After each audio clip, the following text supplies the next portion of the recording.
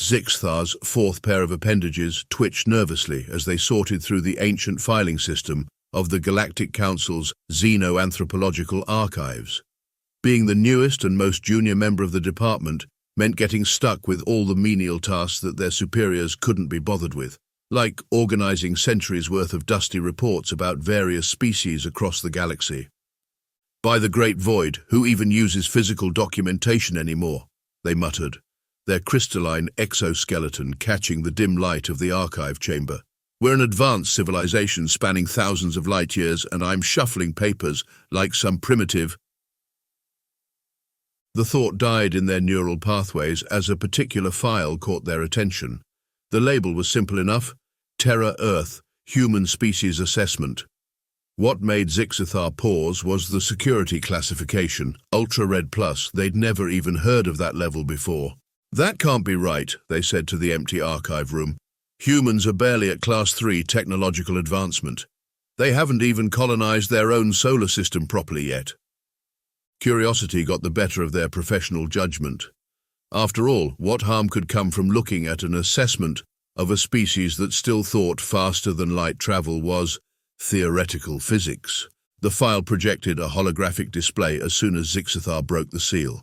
A warning message flashed in aggressive red. "Warning, species threat assessment, maximum danger approach, with extreme caution, direct contact discouraged, colonization, prohibited, containment protocols in effect." "Oh, come on," Zyx'thar laughed, their crystalline form vibrating with amusement. "This has to be some sort of joke. Probably those pranksters from the Temporal Affairs Department again." But as they dug deeper into the file, their amusement began to fade. The documentation was extensive, spanning hundreds of years of covert observation. The threat assessment was signed by none other than High Commander Zyx'thar themselves, the most decorated military mind in the last 1,000 years. "This makes no sense," Zyx'thar mumbled, their secondary brains struggling to process the information. "According to this, humans rank higher on the threat scale than the Swarm Collective. The Swarm literally eats planets." They pulled up the comparative species analysis. Humans didn't have natural weapons like the Draknid's plasma glands. They couldn't regenerate like the Morphs. They didn't even have basic psychic abilities like 90% of spacefaring races. By all measurable metrics, they were thoroughly unremarkable. Yet there it was, in official Galactic Council documentation. Humans were classified as the most dangerous species currently known to exist. Zyx'thar's curiosity had now evolved into full-blown professional interest. As a xenoanthropologist, they were trained to understand and classify species based on their characteristics and behaviors. There had to be some logical explanation for this classification. They were about to dive deeper into the file when a message flashed across their neural interface. "Junior Researcher Zyx'thar, please report to Senior Administrator Klovax immediately." "Perfect timing, as always," they grumbled, carefully resealing the file, but they made sure to note its location in their memory banks. This mystery was too intriguing to ignore. As they made their way out of the archives, Zyx'thar couldn't help but chuckle at the absurdity of it all. These humans still used combustion engines in some of their vehicles for void's sake. What could possibly make them more threatening than species that could literally tear apart the fabric of space-time? Little did they know, they were about to embark on a journey that would completely change their understanding of what makes a species truly dangerous. And it had nothing to do with technological advancement or natural weapons. Sometimes, as they would soon learn, the most terrifying thing in the universe is a creature that looks at the impossible and says, "Hold my beer." After their meeting with Senior Administrator Klovax, which turned out to be nothing more than a lecture about proper archive maintenance, Zyx'thar returned to the classified files. They pulled up the first contact records between humans and the Draknid Empire, and their crystalline form nearly shattered from shock. No, this has to be wrong," they muttered, cross-referencing the data multiple times. "The Draknids retreated? The Draknids never retreat." The report detailed an attempted surprise invasion of a human research station on their moon. The Draknids, notorious for their superior technology and warrior culture, had expected an easy victory. What they hadn't expected was Dr. Robert Chen, the station's maintenance engineer. According to the surveillance logs, Dr. Chen had been fixing the station's water recycling system when the Draknids breached the airlock. The warriors had disabled the station's weapon systems, but they hadn't counted on the humans' understanding of basic chemistry. He combined cleaning products, Zyx'thar read aloud, their voice rising in pitch. He created chemical weapons from cleaning supplies. The report went on to describe how Dr. Chen had mixed various maintenance chemicals, creating impromptu smoke bombs and corrosive agents that ate through the Draknid's expensive battle armor. But that wasn't even the most concerning part. Subject proceeded to modify standard repair tools into projectile weapons, Zyx'thar read, their secondary brains struggling to process the information. Compressed air canisters were converted into propulsion devices for maintenance wrenches. The next section of the report detailed various instances of human survival in conditions that should have been instantly fatal. There was a human female who survived in the vacuum of space for 89 seconds and suffered no permanent damage, a male who continued fighting after losing significant blood volume, a group of humans who survived in a damaged mining facility on Mars for 3 weeks with only 6 days' worth of supplies. They ate what? Zyx'thar exclaimed, their crystalline form vibrating with disbelief. They recycled their own waste products and created a hydroponic garden using spare parts and algae samples. That's not survival, that's refusing to accept the basic laws of nature. But the report that really made their neural pathways freeze was the infamous office supply incident. It had occurred during a diplomatic meeting between human and Draknid representatives on a neutral space station. 3 Draknid warriors, offended by what they perceived as human disrespect, had attempted to teach the primitive species a lesson. The human in question was a junior diplomatic aide named Chuck Thompson. The report included security footage showing Thompson armed with nothing but items from his desk. Subject utilized adhesive strips to restrict warrior movement, Zyx'thar read, fascinated. Created makeshift restraints using document fasteners and... what's a rubber band? Temporarily blinded opponents using powdered beverage mix, defeated 3 armed Draknid warriors using objects designed for document organization. The footage showed Thompson moving with surprising speed, using his environment in ways that defied conventional combat logic. He had turned his entire workspace into a weapon, from launching staplers with surprisingly accurate aim to using his wheelchair as both transportation and battering ram. The most disturbing part, Thompson was laughing throughout the entire encounter. Observation note 247, Zyx'thar read from the analysis section. Humans appear to derive enjoyment from improvising solutions to dangerous situations. This characteristic makes their behavior patterns highly unpredictable and extremely dangerous. There was a supplementary psychological analysis attached to the report. It suggested that humans had evolved as persistence predators, developing problem-solving skills that bordered on the pathological. They didn't just survive, they adapted, improvised, and overcame challenges in ways that other species found completely incomprehensible. Subject's post-incident interview, Zyx'thar continued reading, their voice barely a whisper. When asked about his unusual combat techniques, Thompson responded, "You should see what I can do with a paperclip and some chewing gum." The Draknid Empire, one of the most feared military powers in the galaxy, had subsequently revised their entire assessment of human capabilities. They'd even added a new combat protocol. In case of human encounter, destroy all nearby objects regardless of apparent harmlessness. Zyx'thar sat back, their crystalline form dimming slightly as they processed what they'd learned. Humans didn't just use tools, they reimagined the very concept of what a tool could be. They didn't just adapt to survive, they bent reality to their will through sheer stubborn determination. "Computer," they said, their voice slightly shaky, "how many ordinary objects within reach of my current position could humans potentially convert into weapons?" The computer whirred for a moment before responding, "Analysis incomplete. Humans have demonstrated the ability to weaponize any object with mass or chemical properties. Recommendation: do not allow humans access to any objects." Zyx'thar looked down at their own data tablet and slowly placed it back on the desk. They had a feeling they were only beginning to understand why humans had that ultra-red plus classification. Zyx'thar spent the next several cycles doing deep research into human physiology, and with each new discovery, their respect and terror grew in equal measure. "This can't be right," they muttered, running the simulations for the 4th time. "Computer, confirm baseline human endurance capabilities." The computer displayed a holographic comparison between various species. Humans demonstrate unique endurance characteristics, While not the fastest or strongest species, they can maintain moderate physical activity for extended periods that would exhaust most known species. Zyx'thar reviewed the data on human thermal regulation. Most species would shut down if their core temperature varied by more than a few degrees. Humans, they just kept going, their bodies literally leaking water to cool themselves down. They pursue prey until it dies of exhaustion? Zyx'thar's crystalline form flickered with disbelief. That's not hunting, that's psychological warfare. The research showed humans could adapt to almost any environment. Too cold? They created artificial shells and heating systems. Too hot? They developed cooling technologies. Not enough oxygen? They brought their own. It was as if the concept of impossible habitat simply didn't exist in their vocabulary. But it was their problem-solving abilities that truly set them apart. Zyx'thar pulled up the comparative analysis of various species' response to the standard intelligence assessment puzzles. Most species followed predictable patterns. The Draknids typically attempted to break the puzzles through brute force. The morphs would try to reshape themselves to fit the solution.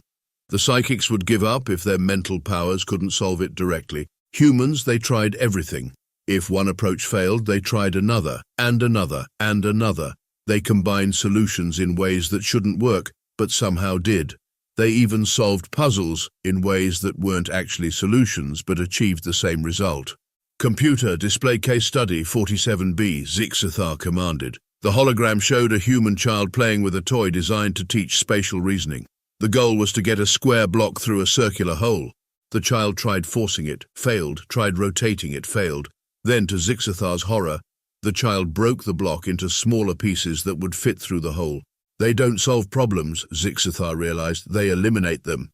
The medical data was equally disturbing. Humans could survive the loss of limbs, organs, and significant portions of their brain. Their bodies would actually repair broken bones to be stronger than before. They could even survive with artificial organs, literally incorporating machinery into their bodies, as if it was the most natural thing in the universe. Computer, compare human survival rates in extreme conditions with other Class 3 species. The results were staggering. Humans survived scenarios that should have been certain death. They survived in space, underwater, in frozen wastelands, and scorching deserts. They survived starvation, dehydration, radiation, and trauma that would kill most species instantly. They're not surviving, Zyx'thar muttered. They're refusing to die. The psychological analysis was perhaps the most frightening. Humans experience something called spite, the willingness to endure hardship just to prove others wrong. They had competition, systematically pushing themselves beyond their limits for no reason other than to see if they could. Zyx'thar compiled their findings into a report, their crystalline form vibrating with nervous energy. Unlike most species that evolve to fit their environment, humans force their environment to adapt to them. They don't accept limitations. They treat them as personal challenges. They don't follow the natural order. They remake it to suit their needs. Their greatest strength isn't their technology or their physical capabilities, but their absolute rejection of the impossible. Just then, a notification popped up on their screen. Someone had accessed the restricted files about something called the Ganymede Station Event. Zyx'thar's curiosity overcame their growing apprehension. After all, how much more terrifying could humans possibly be? They were about to find out exactly why the Galactic Council had created an entirely new security classification just for human-related incidents. The Ganymede Station Event file began with a warning that made Zyx'thar's crystalline form dim with anxiety. The following report contains information that may cause existential dread in higher reasoning beings. It started as a routine takeover attempt. The Vraxan Dominion, notorious for their superior combat robots, had targeted the human research station on Ganymede, one of Jupiter's moons. The station was considered strategically worthless, just 20 humans conducting basic ice core research. The Vraxan commanded General Z-1000, their most advanced AI, to capture the station. They expected the operation to last approximately 17 minutes. It lasted 47 hours. This can't be accurate, Zyx'thar muttered, reviewing the combat logs. They used what against military-grade combat robots? The first wave of robots was defeated by a makeshift electromagnetic pulse created from microwave ovens and research equipment. That was relatively normal. What followed was not. When the robots adapted their shielding, the humans switched tactics. They used the station's cleaning supplies to create a conductive gel that short-circuited the robots' joints. When the robots adapted again, the humans reprogrammed the station's ice core drilling equipment to emit frequencies that disrupted the robots' targeting systems. They turned the cafeteria into a trap factory, Zyx'thar read, their secondary brains struggling to process the information. Who thinks of weaponizing food preparation devices?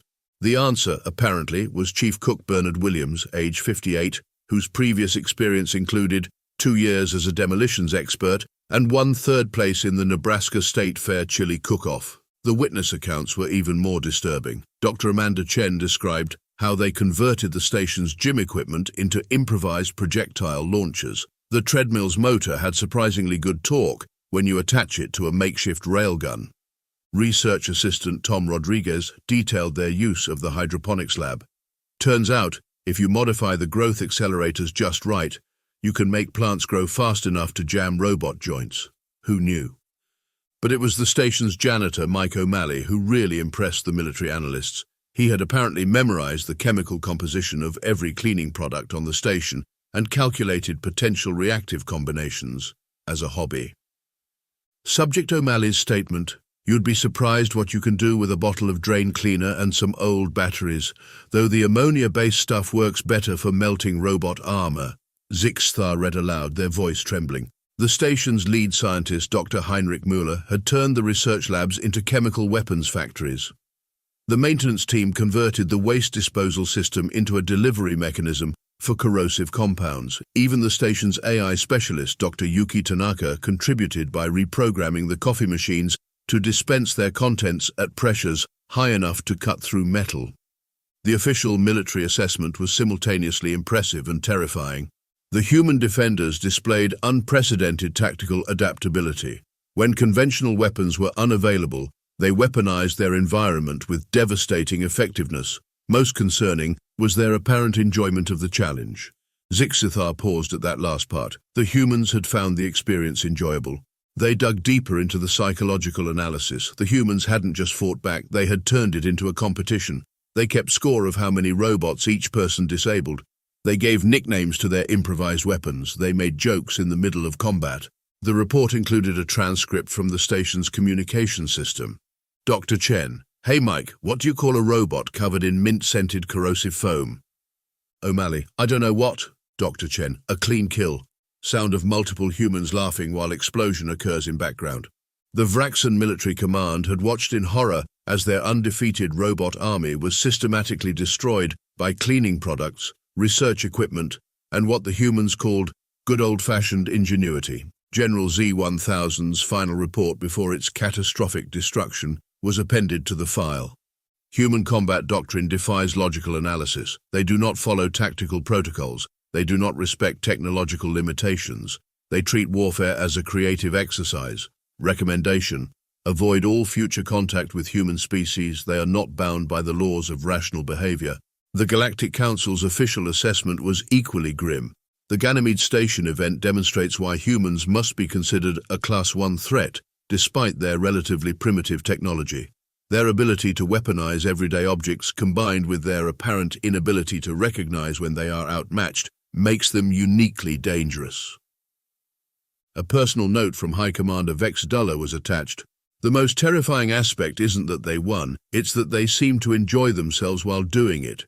They treated one of the most advanced armies in the galaxy as a puzzle to be solved. They didn't just survive, they turned survival into entertainment. Zyx'thar closed the file, their crystalline form vibrating with nervous energy. They needed to check the historical records. Surely this was an isolated incident. Surely humans hadn't always been this way.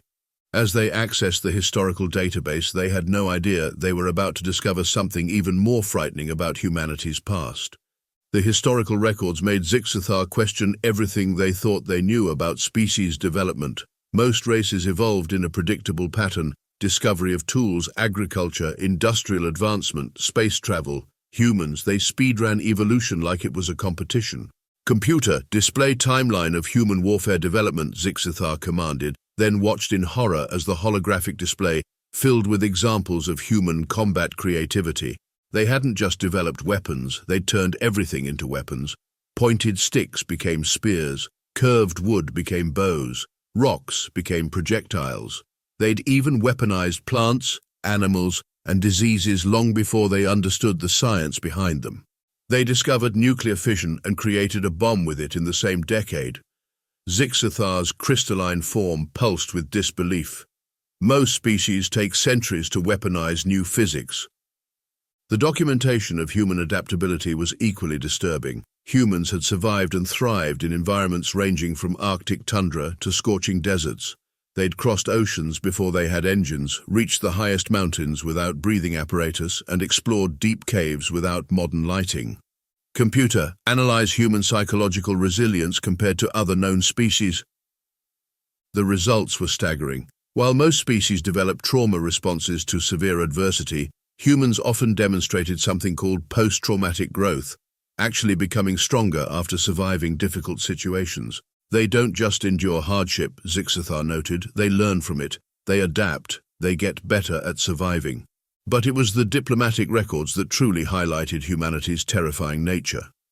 Most species followed predictable negotiation patterns based on their evolutionary history. Humans? They could switch from aggressive to cooperative to deceptive within the same conversation.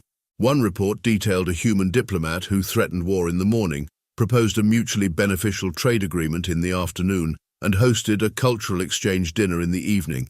The analysis couldn't determine if this was brilliant strategy or genuine emotional volatility, possibly both. Subject species demonstrates alarming ability to maintain multiple contradictory diplomatic positions simultaneously, read one assessment. They can genuinely desire peace while preparing for war. They can respect alien cultures while believing their own methods are superior. They can be both entirely serious and completely humorous in the same diplomatic exchange. Zyx'thar found a particularly concerning note from a veteran xenodiplomat. Never assume humans are bluffing, never assume they're not bluffing. They might not even know if they're bluffing until the moment they have to prove it. The historical analysis concluded with a chilling observation. Humans don't just learn from history, they actively seek to defy it. When told something is impossible, they take it as a challenge. When faced with extinction-level threats, they respond with innovation and often dark humor. Attached was a human historical quote that had particularly disturbed the Council's analysts. Necessity is the mother of invention, but humanity is the crazy uncle who teaches invention how to street fight. Zyx'thar began compiling their final report for the Council. The evidence was overwhelming. Humans weren't just another species, they were an anomaly, a bizarre combination of primitive and advanced traits that somehow worked in their favor. They were about to learn that sometimes the most dangerous thing in the universe isn't the species with the most advanced technology or the strongest natural weapons. Sometimes it's the species that looks at the impossible and treats it as a personal challenge. And humans, they lived for challenges. Zyx'thar stood before the Galactic Council, their crystalline form gleaming under the chamber lights as they presented their findings. The council members shifted uncomfortably as the report progressed. Distinguished council members, Zyx'thar began, after extensive research, I must recommend not only maintaining our current distance from Earth, but considering the establishment of an expanded buffer zone. Surely you're overreacting, Councillor Vexnon interrupted, their tentacles waving dismissively. They're still using fossil fuels. With all due respect, Councillor, Zyx'thar responded, I draw your attention to the incident that occurred in our own science exchange program last week. The council chamber grew quiet. Everyone had heard about what happened when they had accepted their first human exchange student, Jordan Chen, into the Galactic Science Academy. The human turned our most advanced quantum computation device into what they called a coffee maker, Zyx'thar continued. When questioned, they simply stated that the quantum field manipulator looked like it could heat water really well, and they were tired of drinking cold space coffee. But it worked, muttered one of the junior councillors. Best coffee I've ever had. That's exactly the point. Zyx'thar's crystal form pulsed with excitement. They don't see technology the way we do. They don't see anything the way we do. When we look at a quantum field manipulator, we see centuries of scientific advancement. When they look at it, they see a potential kitchen appliance. Zyx'thar displayed their final analysis. Humans don't just use tools, they reimagine them. They don't just solve problems, they redefine them, and most concerningly, they seem to genuinely enjoy doing so. The council murmured as Zyx'thar continued. Based on my research, I recommend upgrading their threat classification to Ultra Red++. We should also consider adding a new warning. Caution. This species considers impossible situations to be personal challenges. Just then, an alert flashed across the chamber's holographic display. The human exchange student had just won the Academy's engineering competition by combining a food synthesizer, 3 learning modules, and a waste recycling unit into what they called a revolutionary new entertainment system. They did what? The council leader sputtered. According to this, Zyx'thar read, their voice trembling slightly. When asked why they built it, the human responded, I was bored and your TV shows need better special effects. The council chamber erupted in chaos. Zyx'thar waited for the commotion to die down before delivering their final statement. In conclusion, humans are not dangerous because they're advanced. They're dangerous because they refuse to accept limitations. They don't see the impossible as a barrier. They see it as a suggestion. And perhaps most terrifyingly, they appear to derive genuine pleasure from proving others wrong. The council voted unanimously to accept all of Zyx'thar's recommendations. They also created a new protocol requiring all technology within reach of humans to be Jordan Chen-proofed, a term that would quickly become standard across galactic civilization. As Zyx'thar left the chamber, they received one final update. The human exchange student had already found a way to bypass the new security protocols. Their explanation? The lockout system looked like it could be a pretty cool light show with some minor adjustments. Zyx'thar added a personal note to their final report. Perhaps the most terrifying thing about humans isn't their ability to turn anything into a weapon, or their remarkable survival skills, or even their bizarre problem-solving methods. It's that they do all of this with a smile, often while making jokes about their own imminent doom. They are the only known species that responds to mortal danger with humor. The universe, Zyx'thar concluded, would be a much safer place if humans would just learn to take impossible for an answer. But of course they never would, and that's exactly why they were classified as the most dangerous species in the galaxy.